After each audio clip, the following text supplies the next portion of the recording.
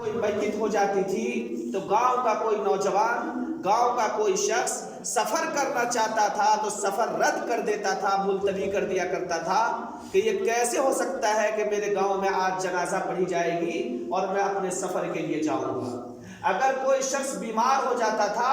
تو پورے محلے والے کو معلوم ہوتا تھا کہ بیماری کی کیفیت کیسی ہے، کس ہاسپٹل میں وہ زیر علاج ہے اور اس کے تیماردار کون کون ہیں، یعنی اس کے بیماری کی اپڈیٹ معلوم کرتا رہتا تھا، اس کے گھر پہ عیادت کے لیے جایا کرتا تھا۔ کسی کی میت ہو جاتی تھی، تعزیت کے لیے جانا ضروری سمجھا جاتا تھا۔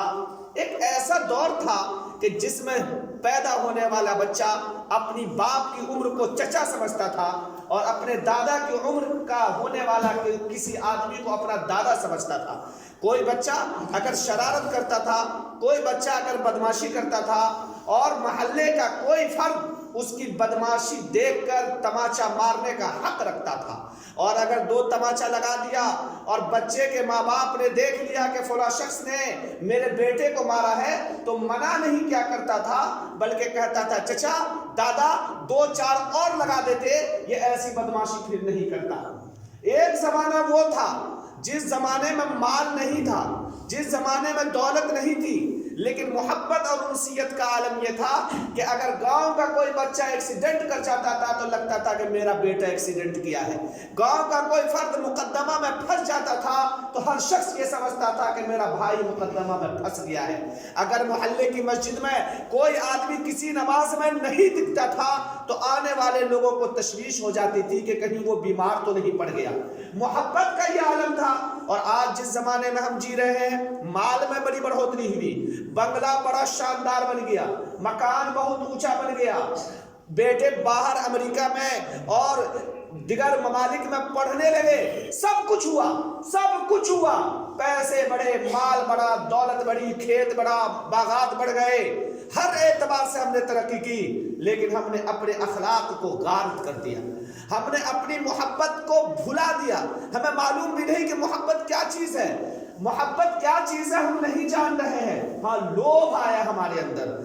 اندر چاٹوکاریتا آ گئی۔ آج ہم اگر اپنے باپ سے بھی محبت کرتے ہیں تو اس کی سانس سے محبت کر رہے ہیں، سانس سے، ورنہ آج اگر ہمارے باپ کی سانس چلی جائے اور کوئی کہہ دے کہ اپنے باپ کے ساتھ رات بھر تم کمرے میں لیٹو، اسے ڈر محسوس ہوگا، کہے گا کہ میں اکیلے میت کے ساتھ رات بھر کیسے میں رہوں گا۔ معلوم چلا کہ آج اگر ہمیں اپنے باپ سے بھی محبت ہے تو سانس سے محبت ہے۔ باپ آج اس دنیا سے چلا جائے، ہاسپٹلائز ہو جائے تو اس کے چاروں بیٹوں باپ کی جائیداد کے لیے لڑنا شروع کر دیتے ہیں اور وہ کہنے لگتے ہیں کہ فلاں بہن جو کماری رہ گئی ہے شادی کرنے کا تیرا حق ہے۔ باپ کے علاج پر جو خرچہ ہوا ہے اس کو تقسیم کرنے لگتے ہیں اور اس کے لیے لڑائیاں چالو کر دیا کرتے ہیں۔ باپ سے بھی محبت نہیں ہے، باپ سے بھی لوبھ ہے۔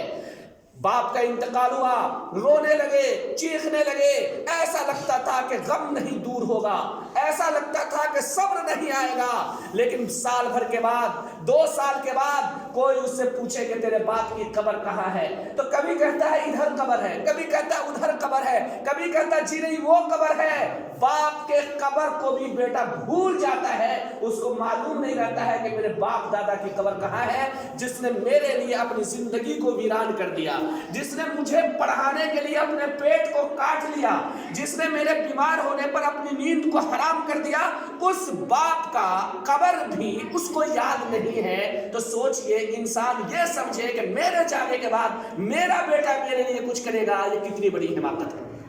ایک دور تھا کہ لوگ ہر چیز سے کٹ کر محبت کرنا جانتے تھے۔ ایک جس